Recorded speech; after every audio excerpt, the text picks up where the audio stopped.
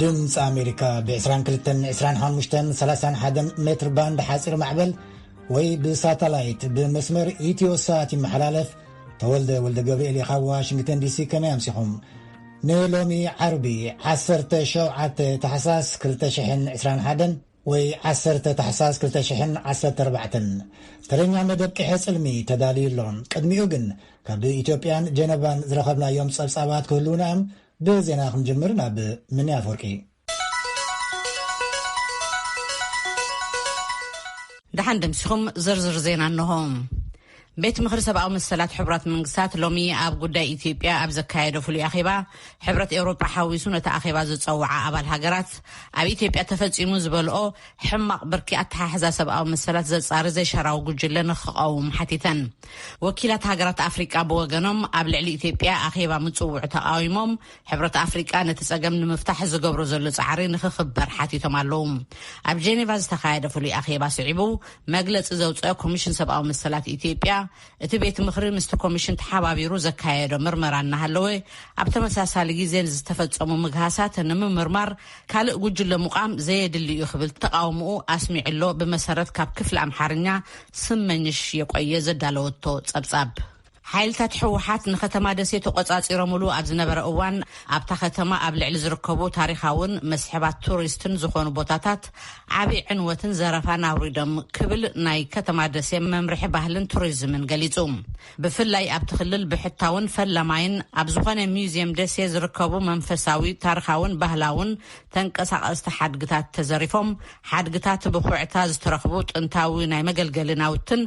ኣዕጽምቲ እንስሳታትን ዓንዮም ክብል እቲ ቤት ዕዮ ገሊጽሎም። ኣቶ ሰይድ ኣራጋው ሓላፊ መምርሒ ቱሪዝምን ስፖርትን ከተማ ደሴ ከም ዝበልዎ ናይ ወሎ ኣምሓራን ኢትዮጵያን ታሪክ ሒዙ ዝነበረ ዝበሃለሉ ሚውዚየም ደሴ ብሓይልታት ሕወሓት ተዘሪፉ ካብ ጥቕሚ ወፃኢ ኮይኑ ኣብኡ ዝነበረ ናይ ሓለዋ 26 ካሜራታት ምስ መገጣጠሚኡ ተወሲዱ ኢሎም ኣለዉ።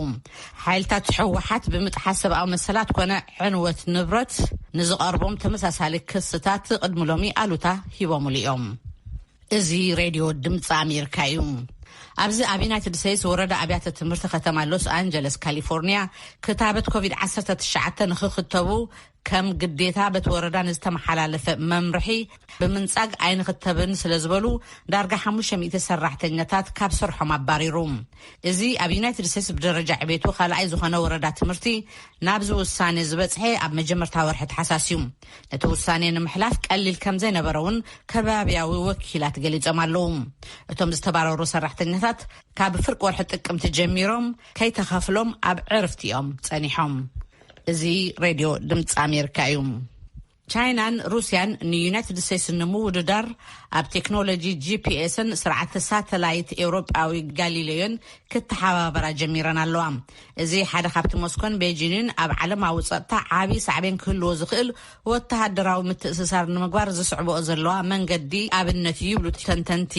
ኣብ መጀመርታ ዝዓመት ቻይና ኣብ መሬታ ናይ ሩስያ ስርዓተ ግሎናስ ኣብ ባይታ ኮይና ክትትል ትገብረሉ ቦታ ንምሃብ ተሰማሚዓ እያ። ሩስያ ከዓ ብወገና ኣብ መሬታ ንናይ ቻይና ስርዓተ ዲዮዶ ኣብ ባይታ ኮይኑ ዝዓየሉ መደበር ንምሃብ ተሰማሚዓላ። እዞም ከምዚ ዝበሉ መደበራት ንጠለፋ ዝተቃልዑ እዮም። እዚ ክልቲኣተን ዝገበርኦ እንካን ሃባን ግን ኣብ መንጎ ቤጂንን ሞስኮን ዘሎ ብርኪ ምትእምማን ይዓቢ ከም ዘሎ መርኣያ ይኽብሉ ተንተንቲ ምግላጾም ጸብጻብ ሄንሪ ጆዌል ካብ ለንደን ይሕብር። ኣብ መወዳእታ ለበዳ ኮሮና ቫይረስ ኣብ ህይወት ቆልዑ ዓለም ብዙሕ ጉድኣትን ተውረደኳ ቆልዑ ብዝምልከት ክንሕጎሰሉ ንኽእል ምዕባለውን ኣሎ ይኽብል ጉጅለ ተሓላቕ ሰብኣዊ መሰላት ሂማን ራይትስ ዋች ሎሚ ኣብ ዘውፅኦ መግለጺ ኣፍሊጡ። ብመሰረት መግለጺ ሂማን ራይትስ ዋች ኣብ ልዕሊ ቆልዑ ዝፍጸም ኣካላዊ መቕጻዕቲ ዝኸልከለ ሃገራት ቁጽረን ኣብዚ ዓመት እዚ 63 በፂሕሎም። ደቡብ ኮርያን ኮሎምቢያን ኣብዚ ዝርዝር ዝተሓወሳ ዳሕረወት ሃገራት እየን። ብኻልእ ዜና ውድብ ጥዕና ዓለም ቻይና ካብ ዓሶ ነፃ ሃገር ኮይና ክብል ገሊጹ ኣሎ። ሂማን ራይትስ ዋች ከም ዝበሎ ቻይና በብዓመቱ 30 ሚሊዮን ሰባት ብዓሶ ይተሓዝዋ ምንባሮም ገሊጹሎ። ዜና በዝተፈጺሙ።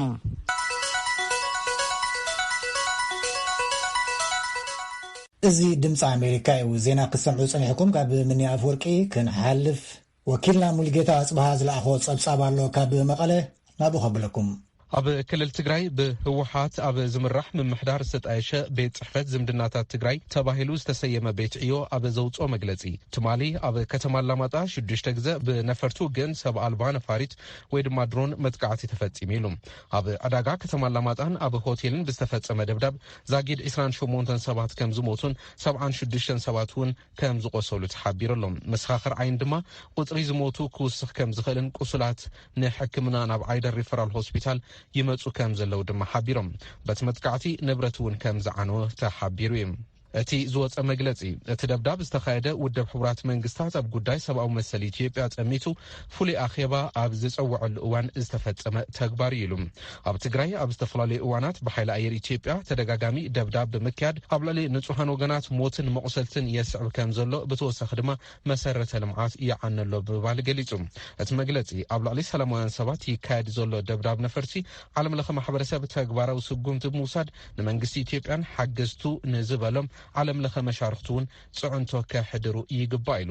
ኣባል ፈጻሚ ስራሕ ህወሓትን ኣቐባሊ ቃልቲ ውድብን ኣይተ ጌታቸው ረዳ ኣብ ትዊተር ኣብ ዘስፈርዎ ጽሑፍ ኣብ ከተማ አላማጣ ኣብ ዕዳጋ ማእኸል ብዝተፈጸመ ደብዳብ ብዙሓት ሞይቶምን ቆሲሎምን ብምባል ገሊጾም ብዛዕባ እቲ ጉዳይ ኣብቲ ክልል ብሰንኪ ዘሎ ስእነት መጓዓዝያን ምቁራጽ ስልክን ተወሳኺ ምጽራይ ከካይድ ኣይከኣልኩን ንድምፂ ኣሜሪካ ሙልጌታ ጽብሃ መቐለም كبرى سماعتنا نزي بزملكت بيت صحفة كوميونيكيشن إثيوبيا لومي أبزوصو مجلسي نتيكسي نتيقو والله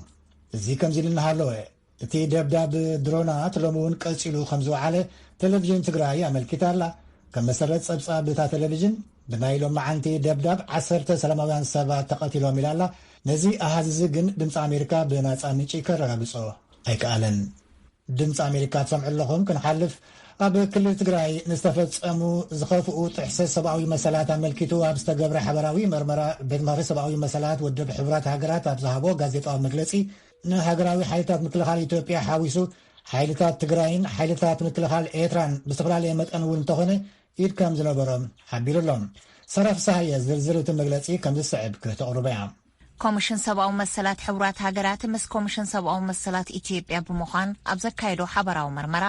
ኣብ ኢትዮጵያ ክልል ትግራይ ዝተፈጸሙ ጥሕሰት ሰብኣዊ መሰላት ዋላ መጠኑ ይፈላለ ንሃገራዊ ሓይልታት ምክልኻል ኢትዮጵያ ሓዊሱ ሓይልታት ትግራይን ሓይልታት ምክልኻል ኤርትራን ተሳተፍቲ መንባሮም ዝረኸቦ ውጽኢት ይሕብር ክብል እዩ እቲ ቤት ምኽሪ ሎሚ ኣብ ዘውፅኦ መግለጺ ዝሓበረ እቶም ዝተፈጸሙ ጥሕሰት ሰብኣዊ መሰላትን መንገልትዓትን ከምኡውን ጥሕሰታት ዓለም ለኸ ሕግታት ሰብኣውያንን ሕግታት ስደተኛታትን ዝሓወስ ኮይኖም ገሊኦም ብዓለም ለኸ ገበናት ከሕትቱ ዝኽእሉ ገበናት ኩናትን ገበናት አንጻር ሰብኣውነት ዝኣምሰሉ ፍጻመታት ይርከብዎም ክብላ ነቲ ጸብጻብ ዘቕረባ ኣብ ውድብ ሕቡራት ሃገራት ላዕለወይቲ ምክትል ኮሚሽነር ሰብኣዊ መሰላት ናዳ አልናሼፍ ገሊጸን እዚ ሪፖርት ንመንግስቲ ኢትዮጵያ ሓዊሱን ኩሎም ተጻባእቲ ወገናት ግፍዕታትን ጥሕሰት ሰብኣዊ መሰላትን ጠጠው ከብሉ ሲቪል ማሕበረሰብን ትካላቱን ካብ ጥቃዓት ንምክልኻል ኩሎም ኣድለይቲ ዘበሉ ስጉምትታት ክውሰዱ ብዘይገለ ቅድመ ኩነት ጎንፂ ጠጠው ኣቢሎም ዕንቅፋታት ሰብኣዊ ሓገዛት ክቐርፉ ዝሕብሩ ብርክት ዝበሉ ሓበሬታታት ኣብቲ ሪፖርት ምክታቱ ተዛሪበን መንግስቲ ኢትዮጵያ ኣብቲ ዝቐረበሉ ጸብጻብ ውጽኢት ሓበራዊ መርመራ ዘለዎ ተቃውሞታት ብምግላጽ ብፍላይ ኣብቶም ጥሕሰት ተፈጺምዎም ዝተባህሉ ከባብታት ዘይሻራውን ዝተማልአን መርመራታት ከካይድ ምዃኑ ከምኡውን ንገለ ሓበሬታታት እቲ ሪፖርት ከተግብር ምዃኑ ክገልጽ ከሎ ህዝባዊ ወያነ ሓርነት ትግራይን መንግስቲ ኤርትራን ግን ሙሉእ ብምሉእ ነቲ ዝቐረበሎም ሪፖርት ዝተረኽበ ውጽኢትን ነጺጎም ኢለን አልናሼፍ ኣብ መግለጺአን መንግስቲ ኢትዮጵያ ብደረጃ ሚኒስትር ነዚ ዝከታተል ግብረ ሓይሊ በመጥያሽ ኣብቲ ሪፖርት ዝተሓበሩ ተግባራት ብናይ ባዕሉ መገዲ ንኽከታተል ኣብ ዘዳለዎ ትልሚ ቤት ጽሕፈትና ምስ ኮሚሽን ሰብኣዊ መሰላት ኢትዮጵያ ብሓባር ክሳተፍ ምዕዳሙን ከምኡውን እቲ ግብረ ሓይሊ ሓገዛት ሕቡራት ሃገራት ዝደልየሉ ከባብታት ዝሓበረ ኮይኑ ውጽኢት እቲ መርመራን ውሳነ ቤት ፍርድን ሓዊሱ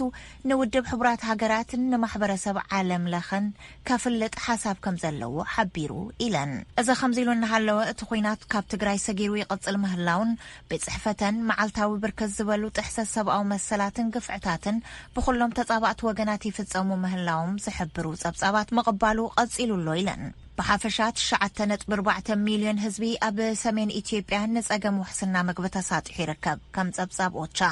ካብዚኦም ኣብ ትግራይ 5.2 ሚልዮን ዳርጋ 900 ህዝቢ እታ ክልል ሓገዝ ዝጽበ እዩ ካብ ዝሓለፈ ወርሒ ሓምለ ጀሚሩ ዝተወሰነ ሓገዛት ምግብን ናውቲ ሕክምናን ሕቡራት ሃገራት ጥራሕዮም ዝኣቱ ኦቻ ኣብ ወርሒ ሰነ ኣብ ዘውፅኦ ሓበሬታ ስጋብ 400,000 ዝበጽሕ ህዝቢ ንዓጸቦ ተሳጢሑ ከም ዝርከብ ምሕባሩ ዝዝከር እዩ ናይ ቀረባ ዝወጽ ሓበሬታ ለን ዝበኣሰ ክኸውን ከም ዝኽእል ግን ይግመት ኢለን መስምዕዛው መገድታት ንሰብኣዊ ሓገዛት ኣብ ልዕሊ ሰራሕተኛታት ሰብኣውያን ንሰራሕተኛታት ዘይመንግስታዊ ትካላት ሓዊሱ ዝወርድ መንገልትዓትን አንጻሮም ዝለዓሉ ሓሳባትን ኣብ ልዕሊ ሕክምናዊ ትካላትን ካልኦት ናይ ህዝቢ ትካላትን ዝወርዱ ዕንወታት ነቲ ሕሰም ከም ዘጋድዶ ገሊጸን እተን ምክትል ኮሚሽነር ከባቢ 2 ሚልዮን ህዝቢ ካብ ትግራይ ኣምሓራን ዓፋርን መንበሪኦም ሓዲጎም ክስደዱ መገዳዶምን መብዛሕትኦም ድማ ሰብኣዊ ሓገዛት ክረኽቡ ዘይምኽኣሎምን ኣብ ገሊኡ ድማ ብዘይድልየቶም ናብቲ ድሕንነት ዘይስምዖም ከባብታት ክምለሱ ከም ዝግደዱ ከምኡውን ኣብ ኢትዮጵያ ዝርከቡ ኤርትራውያን ዕቑባ ሓተቲ ኣብታ ሃገር ብዝንቀሳቐሱ ሓይልታት ኤርትራ ጥቕዓት ንኸይበጽሖም ስግኣት ከም ዘለወን ኣብ መጀመር እዚ ኹይናት ካብ ትግራይ ናብ ሱዳን ዝኣተው ልዕሊ 50,000 ኢትዮጵያውያን ሳዕቤናት እቲ ኹይናት ዘውረደ እዩ ክብላ ይጠቕሳ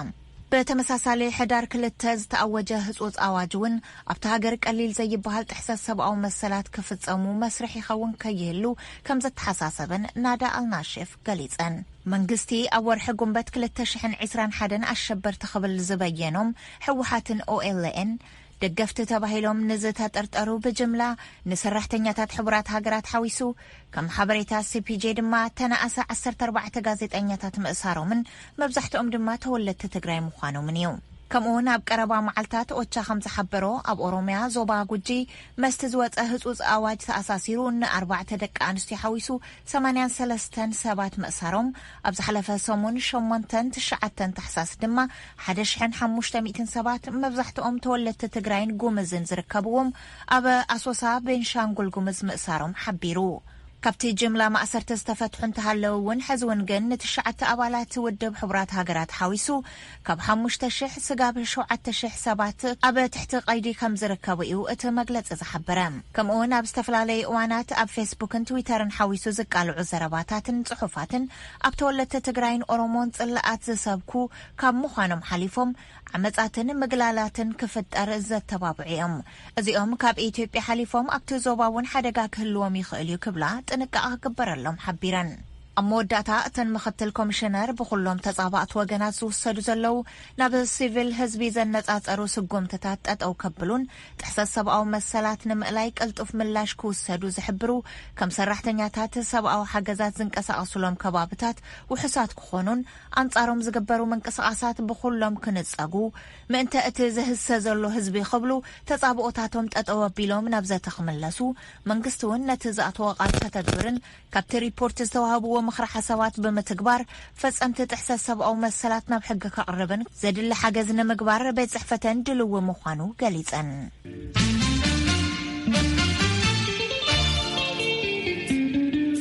ትሰምዑ ዘለኹም ድምፂ ኣሜሪካ እዩ ካብ ዋሽንግተን ክንሓልፍ ናብ ካሜሩን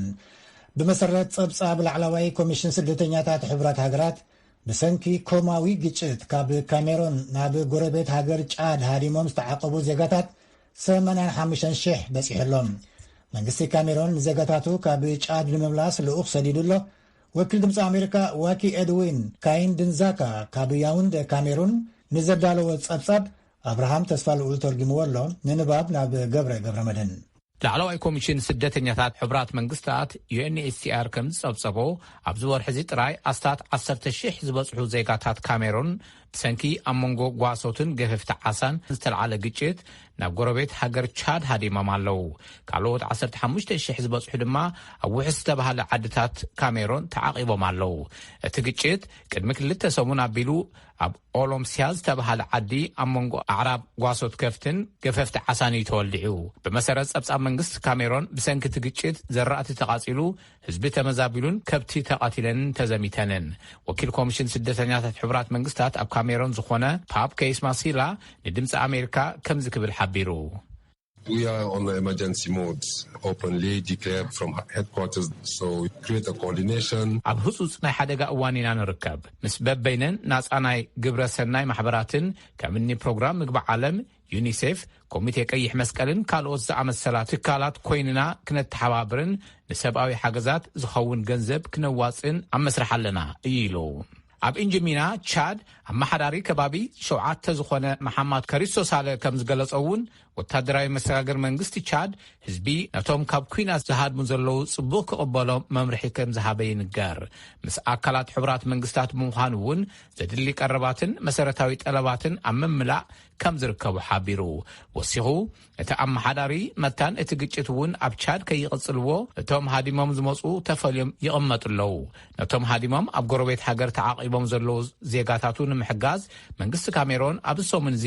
ናብ ቻድ ላዕለዋይ ልኡኽ ሰዲዱሎ ንላዕለዋይ ልኡኽ መንግስቲ ካሜሮን መሪሑ ናብ ቻድ ዝተጓዓዘ ሚኒስተር ፖል ኣታንጋ ኒጂ ህዝቢ ቻድ ንዜጋታት ሃገሩ ንዝገበረሎም ሰናይ ኣቀባብላ ሞጊሱ እቲ ሚኒስተር ወሲኹ እቶም ሃዲሞም ዘለዉ ህዝቢ ንዓዶም ተመሊሶም ምስ ጎረባብቶም ሰላም ክገብሩ ፀዊዑ As much as we preach peace, harmony, unity and living together, we are trying to sensitize the population that they should not take the law into their hands. ብዛዕባ ሰላም ሕብረት ጥምረትን ብሓባር ምንባርን ክንሰብኽ ንኽእል ኢና ጉዳይካ ብሰላምን ልዝም መንገዲ መፍታሕ እምበር ብሓይሊ ዝፍታሕ ስለ ዘየለ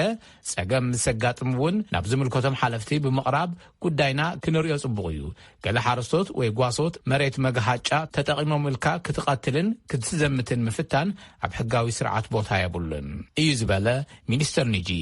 ወሲኹ እቲ ሚኒስተር ኣስታት 6,000 ዝኾኑ ሃዲሞም ንቻድ ዝተዓቐቡ ዜጋታት ክምለሱ ምስምምዖም ጠቒሱ ውሕስነት ጸጥታ ንምሃብ መንግስቲ ካሜሮን ኣብቲ ኣከራኻሪ ቦታታት ወታደራት ካቐምጥ ምዃኑ ቃል ኣትዩሎ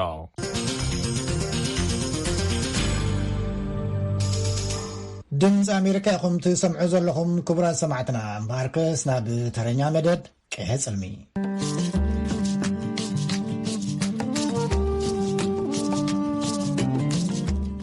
ከመይ ቀኒኹም ዕዱማት ቅሐ ጽልሚ ንመምህር ገብረ ኪዳን ደስታ ክንዝክሮም ኢና ከምኡ ብዛዕባ ባህሊ ናራ ካብ ዝሓለፈ ዝቐጽል ኣለና ብመጀመርታ ኢትዮጵያዊ ጸሓፊ ታሪኽ መምህር ገብረ ኪዳን ደስታ ዓሪፎም ስርዓተ ቀብሮም ድማ ትማሊ ኣብ መቐለ ተፈጺሙሎም ሙልጌታ ኣጽባሃ ንበዓልቲ ቤቶምን ሓደ በዓል ሞያ ስነ ጽሑፍን ኣዘራሪቡ ዝስዕብ ልኢኹሎ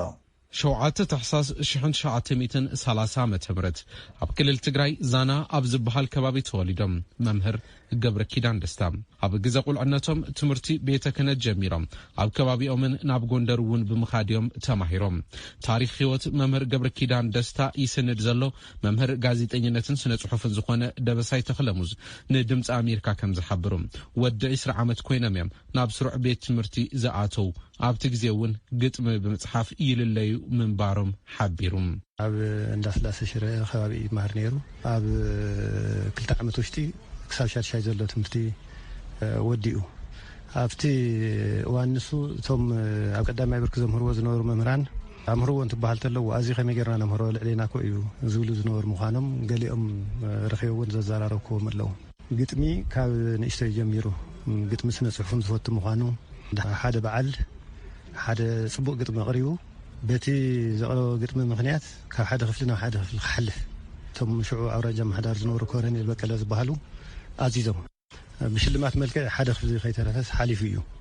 ኣብ ናይ ሎሚ ዩኒቨርሲቲ ኣዲስ ኣበባ ኣብ ትሽዑ እዋን ድማ ዩኒቨርሲቲ ቀዳማዊ ሃይለ ስላሴ ኣትዮም በትምህርቲ ስነ መለኮት ብዲግሪ ተመሪቖም ንብርክት ዝበሉ ዓመታት እውን ብመምህርነት ሰሪሖም እዮም መምህር ገብረ ኪዳን ደስታ ቋንቋ ትግርኛ ኣብ ስርዓተ ትምህርቲ ኣብ ዘይኣተወሉ እዋን እውን ደፊሮም የምህሩ ነይሮም ክብል እዩ ደበሳይ ይዛረብ ድሕሪ 67 ዓመተ ምህረት ድሕሪ ወያነ ኢትዮጵያ ኣብ ናብ ትግራይ ኣክሱም ሃይስኩል መጽእ ዘምህር ነይሩ ኣብ ኣክሱም ሃይስኩል ከዓ ኣምሓርኛ ዘምህር ነይሩ ግን ኣብቲ ናይ ኣምሓርኛ ክፍለ ግዜስ ትግርኛ ይዘምህር ናይ ትግርኛ ፊደላት ሽዑ ዕሪ ዘይተመልከ ስለ ዝነበረ ናይ ትግርኛ ፊደላት ዘምሃሮም ሕዚ ኣብኡ ዘለዉ ብዙሓት ሰባት ብዙሓት ዓብዪ ደረጃ ዝበፅሑ ምሁራት ተጋደልቲ ኣለዉ ዘረጋገፅዎ ጉዳይ እዩ በዚ ምክንያት እዚ ከዓ ትግርኛ ይዘምህር ተባሂሉ ተኣሲሩ ከቢድ ዝኾነ ንሂወታዊ ሓደጋ ዘእተወ ማእሰርቲ ገጢምዎ ነይሩ ወይዘሮ ለተብርሃን ገብረ ህይወት በዓልቲ ቤት መምህር ገብረ ኪዳን ደስታይን ብሓባር ኣብ ሓዳር 51 ዓመታት ከም ጽንሑ ይገልጻ 5 ውላድ ነፍርዮም ደቁ ይፈቱ ገዙ ይፈቱ እንታ መጀመሪያ ጀሚሩ حقኛ አይንሱ ምንም حق ይሞት ካለ ድማ ትግራይ እንታ መጀመሪያ ጀሚሩ ትግራይ ዓደይ ትግራይ መስበለ ትግራይ እናበለ ከማይሉ ናይ መጨረሻ ንሳያ አደ ወድና አየር መንገድ ይሰርሕ ራእዮም ገብረ ኺዳን ይዝብሃል ተሓደውና ካምፓኒ የነቅያ ገብረ ኺዳን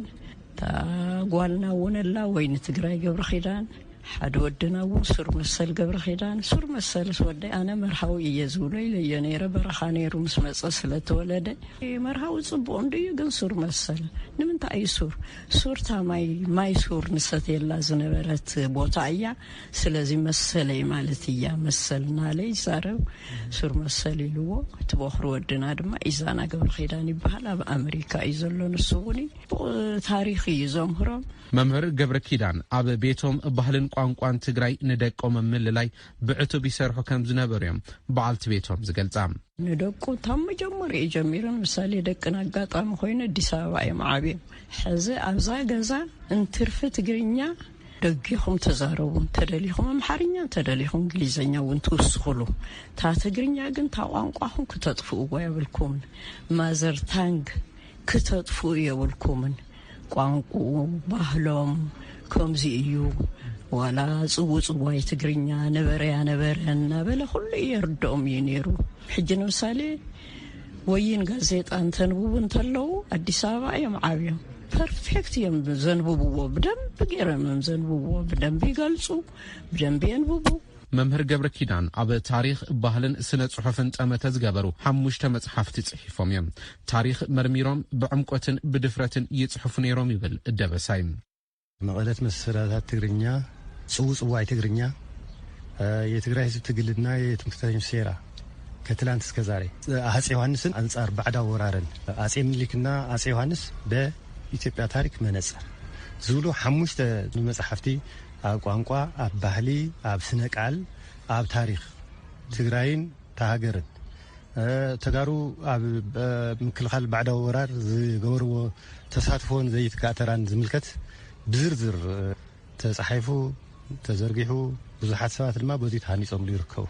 መምህር ገብረ ኪዳን ኣብ ብሄርተኝነት ጠሚቱ ዝህብዎም ርእቶታት ኣዝዮም መዘራረብቲዮም ክሳብ ዕለተ ሞቶም ጽሑፍ ይጽሕፉ ነይሮም ዝበለ ደበሳይ ከይተሃከኻ ምስራሕን ሓሳብካ ድማ ብጽሑፍ ምግላጽ ካብ መምህር ገብረ ኪዳን ንምሃር ይብል ታሪኽሲ ብዝኾነ ይኹን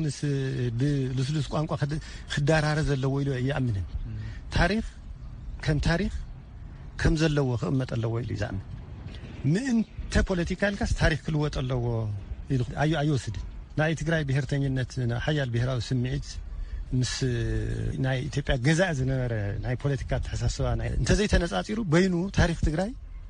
ንወይኑ ምንም ትርጉም ክህልዎ ኣይኽእልን ክነጻጸር እዩ ዘለዎ ኣብ ሓደ ሃገር ክሳብ ዝሃለና እዋን ክነጻጸር ኣለዎ ንሱ ድማ ኣብ ቁሉዕ ዝኾነ ኣብ ፍሉጥ ዝኾነ ኣፈላላይ ድሂቡ ስለዝዛረብን ስለዝገልጽን መምህር ገብረ ኪዳን ብጥራይ ይቕምጣ ግን ብጥራይ ይቕምጦ ማለት ሰው ኢሉ ካብ ድልየ ጥራሕ ይቕምጦ ማለት ኣይኮነን ኣብ መጽናዕቲ ተደረኸ መምህር ገብረ ኪዳን ደስታ ሓሚሞም ኣብ ከተማ መቐለ ንሓደ ሰሙን ዝኣክል ሕክምና ክትትልና ተገበረሎም ድሕሪ ምጽናሕ ትማል ሓሙስ 7 ታሕሳስ 2014 ዓመተ ምህረት ወጋሕታ ኣብ መበል 84 ዓመቶም ዓሪፎም ስርዓተ ቀብሮም ድማ ኣብ ከተማ መቐለ ዝርከብ ቅዱስ ገብርኤል ቤተክርስትያን ስድሮኦምን ፈተውቶምን ኣብ ዝተረኸበሉ ተፈጺሙ ጽንዓት ንስድራን ፈተውቶምን ይመነም ንድምፂ አሜሪካ ሙልጌታ ጽበሃም መቐለም የቀኒልና ከምቲ ሙሉጌታ ጥቅስ ዘበሎ መምህር ገብረ ኪዳን ደስታ ብዛዕባ ታሪኽ ኢትዮጵያን ኤርትራን ዝብልዎ ዝነበሩ ኣዝዩ ኣካታዕን ኣሰሓሓብን ምንባሩ ዝፍለጥ እዩ ኣብ ድምፂ አሜሪካ ቀሪቦም እውን ተደጋጋሚ ቃለመጠይቃት ሂቦም እዮም ክንሓልፍ ናብ ባርካ ናብ ባህሊ ናራ ስነ ጥበባዊ ማሕሙድ መሐመድ ኣጋር ኣብ ኣዳራይት ተወሊዱ ኣብ ከባቢ ኣውጋሮ ዓብዩ ኣብ ዝሓለፈ ብዛዕባ ታሪኹ ዕሊሉና ነይሩ ንሎሙ ድማ ብዛዕባ ሙዚቃን መሳርሕታት ሙዚቃን ኣልባሳትን ብሄረሰብ ናራ ክዕልለና እዩ ብርሃነ በርሀዩ ኣብ ኣስመራ ኣዘራሪብዎ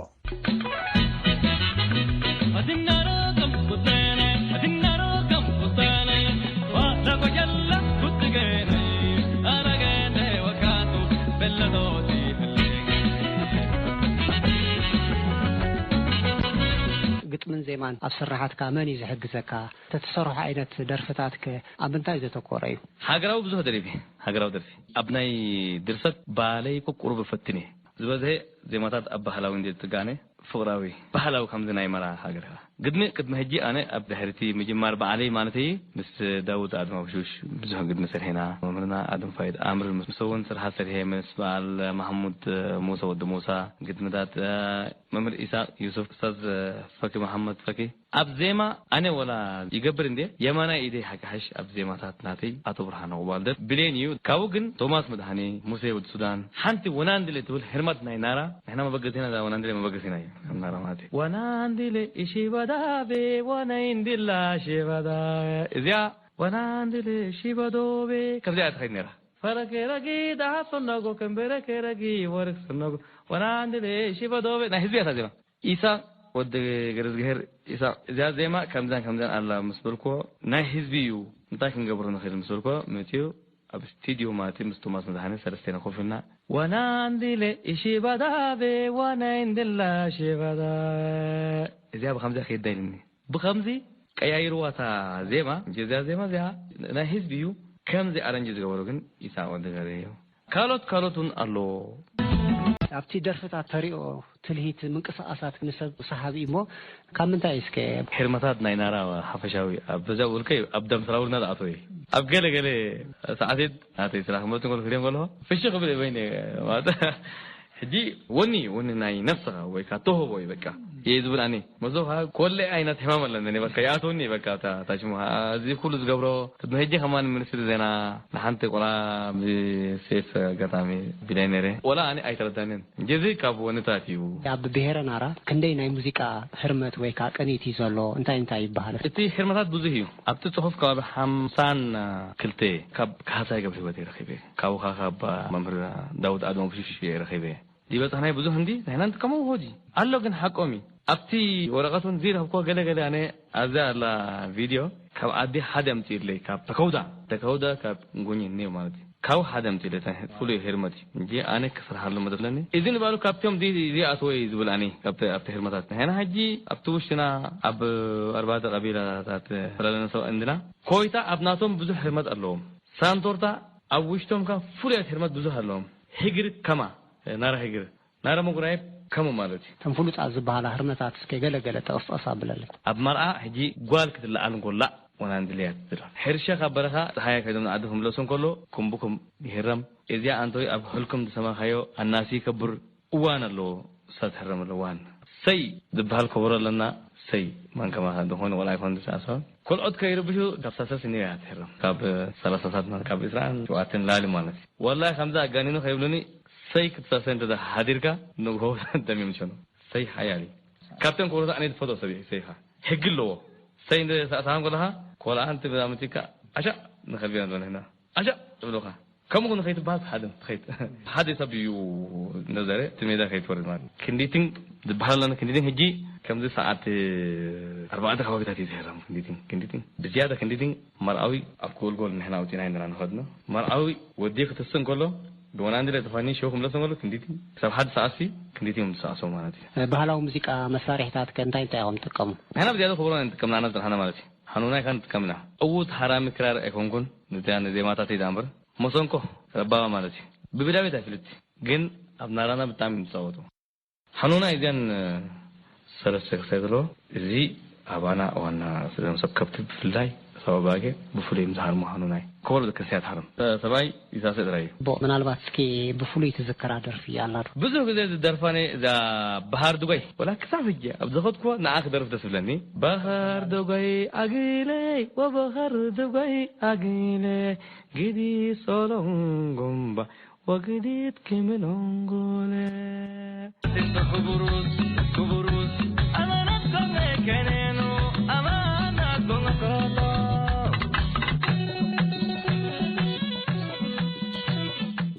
بزمار حفشوي مدبنا نزازم لنا كبرى سماعتنا قدام سنبت بزعبا قداي سدتنياتات النقرب مدلاوات تفتاتلو نيلومي عربقن تولد ولد قبريلي سناي ليتي